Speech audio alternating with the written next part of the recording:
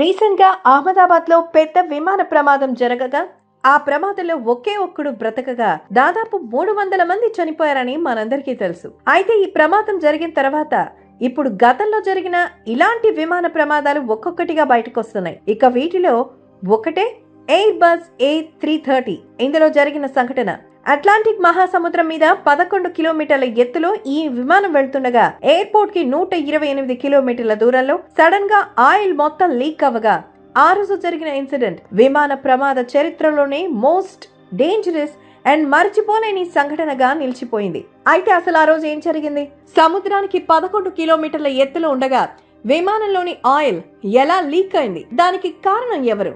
Oil లేకుండా పైలట్లు 128 కిలోమీటర్ల దూరం విమానాన్ని ఎలా నడిపారు?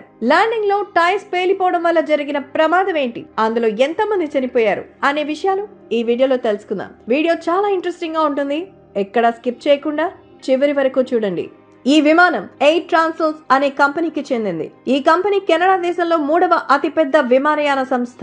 ఈ కంపెనీ ఎక్కువగా దేశీయ ప్రయాణాలు చేయదు. ఎక్కువ శాతం ఈ కంపెనీ అంతర్జాతీయ ప్రయాణాలు మాత్రమే చేస్తుంది. ముఖ్యంగా విదేశాల్లోని పర్యాటక ప్రదేశాలకు పర్యాటకుల్ని తీసుకెళ్తూ ఉంటుంది ఈ కంపెనీ. ఈ కంపెనీలో బోయింగ్, లాక్హీడ్ అలాగే ఎయిర్ బస్ కంపెనీలకు చెందిన విమానాలు ఉంటాయి. ఈ విమానాల్లో ఎయిర్ బస్ A330 కూడా ఒకటి. ఈ విమానం ఎంతో పెద్దగా ఉంటుంది. 1994లో మొదటిసారిగా ఈ విమానం వాడకంలోకి వచ్చింది. ఈ విమానం అత్యాధునిక ఫ్లై బై వైర్ టెక్నాలజీతో పనిచేస్తుంది. అంటే విమానాన్ని ఎక్కువ శాతం కంప్యూటర్స్ అలాగే వైర్స్ కంట్రోల్ చేస్తాయి. ఎక్కువ శాతం విమానం ఆటో పైలట్ గా నడుస్తుంది. ఈ ఎయిర్ బస్ A330 విమానాల్లో ఒకటి కెనడా దేశంలోని టొరంటో నుంచి పోర్చుగల్ దేశంలోని లిస్బన్ వరకు ప్రయాణించడానికి నిర్ణయించబడింది. ఈ ప్రయాణం ఆగస్టు 23 రాత్రి అలాగే 24 పగలు వరకు జరుగుతుంది. ఈ ప్రయాణానికి వారం ముందు ఈ విమానాన్ని మెయింటెనెన్స్ వర్క్ కి తీసుకెళ్లారు. ఇక్కడ విమానాన్ని పూర్తిగా పరిశీలించి ఇంజన్ లోని చాలా భాగాలను మార్చారు. ఇక్కడ విమానానికి కావలసిన చెకప్స్ అన్ని జరిగాయి. ఈ సర్వీసింగ్ లో అంతా బాగానే ఉంది. సరిగ్గా సర్వీసింగ్ జరిగిన వారం తర్వాత ఆగస్టు 23 రాత్రి విమానం టొరంటో ఎయిర్పోర్ట్ నుంచి బయలుదేరింది. విమానంలోని ఫ్యూయల్ ట్యాంక్లను 47 మెట్రిక్ టన్నులలో ఫ్యూయల్స్ తో నింపారు. విమానంలోని పైలట్ గా 48 ఏళ్ల రాబర్ట్ పీచీని సెలెక్ట్ చేశారు. ఈయనకి 16,800 గంటల విమానం నడిపిన అనుభవం ఉంది. ఈయనతో పాటు సెకండ్ ఆఫీసర్ గా 28 ఏళ్ల డ్రిక్ డ్రెడ్జన్ ను సెలెక్ట్ చేశారు. ఈయనకు విమానం నడపడంలో 4,800 గంటల అనుభవం ఉంది. ఈ విమానంలో మొత్తం 11 మంది సిబ్బంది ఉన్నారు. అలాగే 293 మంది ప్రయాణికులు ఉన్నారు. విమానం నడిపే పైలట్స్ అలాగే క్రూ అలాగే ప్రయాణికులు కలిపి మొత్తం 306 మంది విమానంలో ఉన్నారు. కెనడా దేశంలోని టొరంటో నుండి ప్రయాణం మొదలైంది. ప్రయాణం మొదలైన 4 గంటల వరకు అంతా బానే ఉంది. 4 గంటల వరకు ప్రశాంతంగా ప్రయాణం సాగింది. 4 గంటల తర్వాత విమానం అట్లాంటిక్ మహాసముద్రం మధ్యలో 39,000 అడుగుల అంటే 11 కిలోమీటర్ల ఎత్తులో ప్రయాణిస్తోంది. అదే సమయానికి అంటే సరిగ్గా ప్రయాణం మొదలైన 4 గంటల తర్వాత కంప్యూటర్ స్క్రీన్ పైన ఒక ఊహించని మెసేజ్ వచ్చింది. విమానంలోని కంప్యూటర్ సిస్టమ్ పైలట్స్ కి వార్త పంపించింది. ఈ వార్త ఇంజిన్ ఆయిల్ సిస్టమ్ గురించి. ఇంజిన్ ఆయిల్ సిస్టమ్ లో కొన్ని ఎర్రర్స్ ఏర్పడినట్టు మెసేజ్ లో ఉంది. దీంతో పైలట్స్ వెంటనే ఈ వార్నింగ్ లో ఏముందా అని అబ్జర్వ్ చేయడం మొదలు పెట్టారు. ఈ వార్నింగ్ లో రైట్ ఇంజిన్ లో లెఫ్ట్ ఇంజిన్ తో పోలిస్తే ఇంజిన్ ఆయిల్ క్వాంటిటీ చాలా తక్కువగా ఉందని చూపిస్తోంది. సహజంగా ఇలాంటి హెచ్చరికలు ఎప్పుడూ రావు. దీంతో పాటు లో ఆయిల్ టెంపరేచర్ అని కూడా ఎర్రర్ లో ఉంది. ఈ హెచ్చరిక దేని గురించని పైలట్స్ కి అర్థం కాలేదు. ఈ ఇంజిన్ ఆయిల్ ఎర్రర్ గురించి పైలట్స్ కి ఏమాత్రం తెలియదు. దీంతో విమానంలోని మాన్యువల్ లో ఈ ఎర్రర్ గురించి ఏవైనా ఉంటాయా ఏమో అని వెతకడం మొదలు పెట్టారు. కానీ ఎక్కడ ఎలాంటి సమాచారం లేదు. ఇలాంటి ఇంజిన్ ఆయిల్స్ ఎర్రర్స్ చాలా తక్కువగా జరుగుతాయి. అందువల్ల పైలట్స్ కి వీటి మీద ఎక్కువ అవగాహన ఉండదు. సహజంగా ఇంజిన్ ఆయిల్ క్వాలిటీ అలాగే ఇంజిన్ ఆయిల్ టెంపరేచర్ అనేవి చాలా తరచుగా వచ్చే సమస్యలు. బట్ ఈ ఫ్లైట్ లో ఈ 2 సమస్యలు ఒకేసారి వచ్చాయి. దీనివల్ల ఇది ఏవైనా ఉంటుందని కనిపెట్టే పనిలో పైలట్స్ ఉన్నారు. కానీ ఎంత వెతికినా దీని గురించి ఎలాంటి సమాచారం దొరకలేదు. వెంటనే పైలట్స్ ఇంజిన్ కి సంబంధించిన రీడింగ్స్ చెక్ చేయడం మొదలు పెట్టారు. ఆ రీడింగ్స్ లో రైట్ ఇంజిన్ లో ఆయిల్ క్వాంటిటీ 14.5 లీటర్లు మాత్రమే. అలాగే టెంపరేచర్ 65.3 డిగ్రీస్ ఉన్నట్టుగా ఉంది. అలాగే లెఫ్ట్ ఇంజిన్ లో ఆయిల్ క్వాంటిటీ 18.2 లీటర్స్ ఉన్నట్టు అలాగే టెంపరేచర్ 110 డిగ్రీలు ఉన్నట్టుగా తెలుస్తోంది. దీంతో ఈ 2 ఇంజిన్స్ లో పరిస్థితి చాలా వేరుగా ఉందని ఖచ్చితంగా ఏదో సమస్య ఉంది. కానీ అదేంటని పైలట్లు కనిపెట్టలేకపోతున్నారు. దీంతో పైలట్స్ వెంటనే ఎయిర్ ట్రాన్సల్ మెయింటెనెన్స్ కు కంట్రోల్ కు కాంటాక్ట్ అయ్యారు. బట్ ఈ కంట్రోల్ సెంటర్ లో కూడా ఎవరికి ఇంజిన్ ఆయిల్ ఎర్రర్ గురించి ఏమీ తెలియదు. సహజంగా విమానాలకు వింగ్స్ లో ఫ్యూయల్ ట్యాంక్స్ ఉంటాయి. ఈ వింగ్స్ లో ఉన్న ఫ్యూయల్స్ మీదనే ఫ్లైట్స్ యొక్క బ్యాలెన్స్ అలాగే సెంటర్ ఆఫ్ గ్రావిటీ మీద ఆధారపడి ఉంటాయి. ఈ వింగ్స్ ఒక దాంట్లో ఫ్యూయల్ తగ్గితే ఫ్లైట్ బ్యాలెన్స్ తప్పుతుంది. ఈ విమానంలో రైట్ వింగ్ ఫ్యూయల్ ట్యాంక్ లో ఉన్న ఫ్యూయల్ త్వరగా లీక్ అయిపోతుంది. బట్ ఈ విషయం పైలట్లు కనిపెట్టలేకపోయారు. ముందు చెప్పినట్టు ఈ ఫ్లైట్ అంతా కంప్యూటర్ మీదే నడుస్తుంది. కంప్యూటర్ సిస్టమ్ ఆటోమేటిక్ గా చాలా వరకు ఫ్లైట్ ని నడుపుతుంది. దీంతో కంప్యూటర్ సిస్టమ్ వెంటనే అప్రమత్తమైంది. కంప్యూటర్ సిస్టమ్ విమానాల్లో ఉండే రిజర్వ్ ట్యాంక్ లోని ఫ్యూయల్ ని రైట్ వింగ్ ట్యాంక్ లోకి ట్రాన్స్ఫర్ చేయడం మొదలుపెట్టింది. దీనివల్ల ఫ్లైట్ ని తిరిగి బ్యాలెన్స్ లోకి తీసుకొచ్చింది కంప్యూటర్ సిస్టమ్. బట్ ఇంత జరిగినా దీని గురించి పైలట్స్ కి ఏమాత్రం తెలియదు. ఈ ఫ్యూయల్ ట్రాన్స్ఫర్ జరిగేటప్పుడు పైలట్ స్క్రీన్ పై ఒక గ్రీన్ మెసేజ్ వచ్చింది. రిజర్వ్ ట్యాంక్ నుంచి ఫ్యూయల్ ట్రాన్స్ఫర్ చేస్తున్నట్టుగా కంప్యూటర్ సిస్టమ్ పైలట్ కు సమాచారం పంపింది. విమానాల్లో ఈ రిజర్వ్ ట్యాంక్ లోని ఫ్యూయల్ ఎక్కువ శాతం ఉండదు. వారు కేవలం ప్రధాన పరిస్థితుల్లో మాత్రమే ఈ రిజర్వ్ ట్యాంక్ ని వాడతారు. బట్ ఈ మెసేజ్ ను పైలట్స్ పట్టించుకోలేదు. ముందొచ్చిన ఇంజిన్ ఆయిల్ ఎర్రర్ కి పరిష్కారం వెతికే పనిలో ఉన్నారు పైలట్లు. సరిగ్గా ఆగస్టు 24 ఉదయం 4:30 ఈ రిజర్వ్ ట్యాంక్ కూడా ఖాళీ అయిపోయింది. రిజర్వ్ ట్యాంక్ నుంచి మొత్తం fuel right wing fuel tank కి ట్రాన్స్ఫర్ అయిపోయింది. ఇందువల్ల ఫ్లైట్ బ్యాలెన్స్ ని మళ్లీ తీసుకురావడానికి కంప్యూటర్ సిస్టమ్ ఇక ఫ్యూయల్ ట్రాన్స్ఫర్ ని ఏ మాత్రం చేయలేని పరిస్థితులకు వెళ్లిపోయింది. వెంటనే ఈ విషయాన్ని మరొక మెసేజ్ ద్వారా కంప్యూటర్ సిస్టమ్ కి పైలట్ కి తెలిసినట్టయింది. స్క్రీన్ పైన మెసేజ్ వచ్చింది. రిజర్వ్ ట్యాంక్ ఖాళీ అయిపోయినట్టు పైలట్ స్క్రీన్ పైన మెసేజ్ వచ్చింది. ఒక్కసారిగా ఈ మెసేజ్ చూసి ఇద్దరు పైలట్లు షాక్ అయిపోయారు. ఆ తర్వాత 3 నిమిషాల్లోనే right wing fuel back to fuel త్వరగా అయిపోవడం మొదలుపెట్టింది. ఇందువల్ల ఫ్లైట్ మళ్లీ బ్యాలెన్స్ తప్పుతోంది. వెంటనే computer system flight in balance అనే సమాచారం పంపించింది. దీంతో వెంటనే ఫ్యూయల్ రీడింగ్స్ చెక్ చేయడం మొదలు పెట్టారు పైలట్స్. ఈ రీడింగ్ లో రైట్ వింగ్ ఫ్యూయల్ ట్యాంక్ లో చాలా తక్కువ ఫ్యూయల్ ఉన్నట్టుగా పైలట్స్ గమనించారు. దీనివల్ల విమానం బ్యాలెన్స్ పోతుంది. వెంటనే పైలట్ ఇలాంటి అత్యవసర పరిస్థితులు జరిగినప్పుడు ఏం చెయ్యాలో తెలిసిన అనుభవంతో క్రాస్ స్పీడ్ వాల్వ్ ని ఓపెన్ చేశారు. దీనివల్ల రైట్ వింగ్ ఫ్యూయల్ ట్యాంక్ ని అలాగే లెఫ్ట్ వింగ్ ఫ్యూయల్ ట్యాంక్ కి కనెక్షన్ ఏర్పడుతుంది. దీని ద్వారా ఫ్యూయల్ ట్రాన్స్ఫర్ జరిగితే ఫ్లైట్ కి బ్యాలెన్స్ వస్తుంది.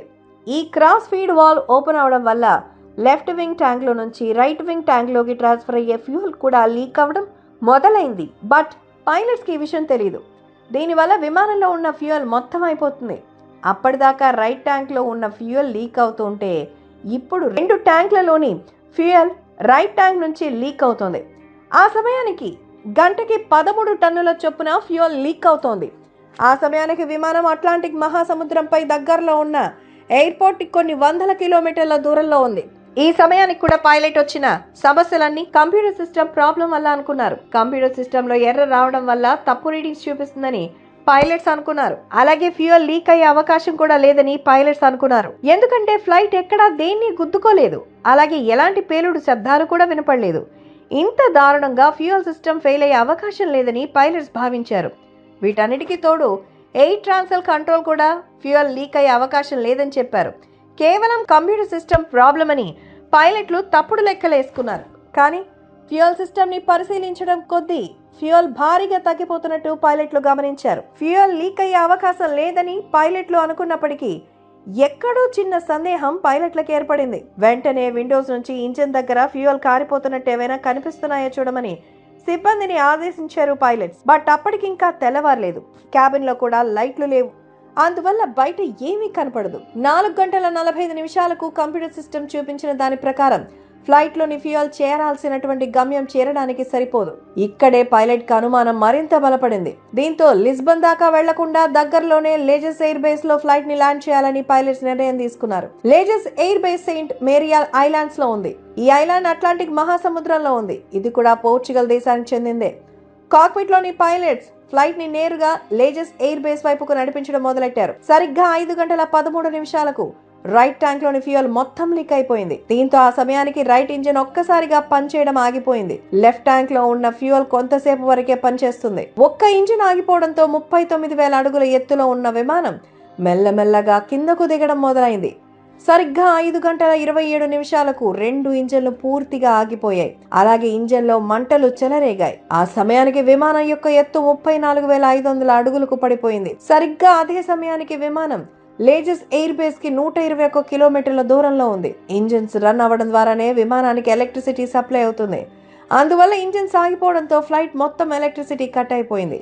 దీంతో ఒక్కసారిగా ప్రయాణికులందరూ తీవ్ర ఆందోళనకు గురయ్యారు. క్యాబిన్ లో మొత్తం గందరగోళ వాతావరణం మొదలైంది. బ్రతికి బయటపడే అవకాశం లేదనే ఆలోచన అందరిలో ఏర్పడింది. ఫ్లైట్ లో నుండే ఎమర్జెన్సీ బ్యాటరీ ద్వారా కాక్పిట్ ను మళ్ళీ ఎలక్ట్రిఫై చేశారు.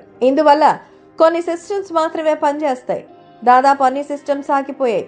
ఈ ఎమర్జెన్సీ బ్యాటరీ సాయంతో కొన్ని సిస్టమ్స్ మాత్రమే పనిచేస్తాయి. దీంతో ఫ్యూయల్ అంతా లీక్ అయిపోయి, అలాగే ఇంజిన్స్ ఆగిపోయి, ఎలక్ట్రిసిటీ కూడా కట్ అయిపోయి విమానం అట్లాంటిక్ మహాసముద్రంపై ఉంది. ఇక్కడి నుంచి పైలట్స్ ఉన్న ఒకే ఒక్క దారి గ్లైడింగ్. లేజెస్ ఎయిర్పోర్ట్ వరకు ఫ్లైట్ ని గ్లైడ్ చేయాలి. సాధారణంగా ఇంజిన్ ఫెయిల్ అయినప్పుడు గ్లైడింగ్ పద్ధతిని పైలట్స్ వాడతారు. విమానాల్లో ఉండే రెక్కలు విమానాన్ని వెంటనే కింద పడకుండా ఆపుతాయి. అందువల్ల చాలా సేపు వరకు విమానం గాల్లో తేలుతూ ముందుకు వెళుతూ ఉంటుంది. కానీ 121 కిలోమీటర్ల వరకు గ్లైడింగ్ చేయాలి అంటే చాలా కష్టం. ఆ సమయానికి అదృష్టం పైలట్ వైపు నడిచింది. విమానం వేగంగా కిందకి దిగిపోలేదు. కేవలం నిమిషానికి 1000 అడుగుల ఎత్తు మాత్రమే తగ్గుతూ వచ్చింది. అలాగే విమానంలో ఇంజిన్స్ పని చేయనప్పటికీ విమానం సుమారు గంటకి 300 కిలోమీటర్ల వేగంతో గ్లైడ్ చేస్తూ 30,000 అడుగుల ఎత్తుకు విమానం చేరుకున్నప్పుడు అక్కడ ఆకాశం నుంచి లేజెస్ ఎయిర్ బేస్ ఫ్లైట్ కి క్లియర్ గా కనిపించింది. దీంతో పైలట్ కి మరింత నమ్మకం పెరిగింది. అలా 19 నిమిషాల వరకు గ్లైడ్ చేస్తూ విమానం చివరికి లేజెస్ ఎయిర్ బేస్ దగ్గరికి చేరుకుంది. పైలట్స్ ఎయిర్ ట్రాఫిక్ కంట్రోల్ తో ఎప్పటికప్పుడు కాంటాక్ట్ చేస్తున్నారు.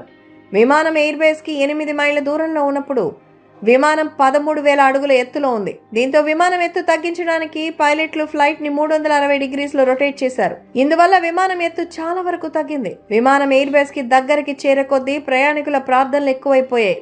విమానం యొక్క వేగాన్ని తగ్గించడానికి పైలట్ గాల్లో ఎస్ ఆకారంతో టర్నింగ్స్ తీసుకున్నారు. కొన్ని సిస్టమ్స్ తో పైలట్ అద్భుతంగా విమానాన్ని రన్వే వైపు తీసుకొచ్చారు.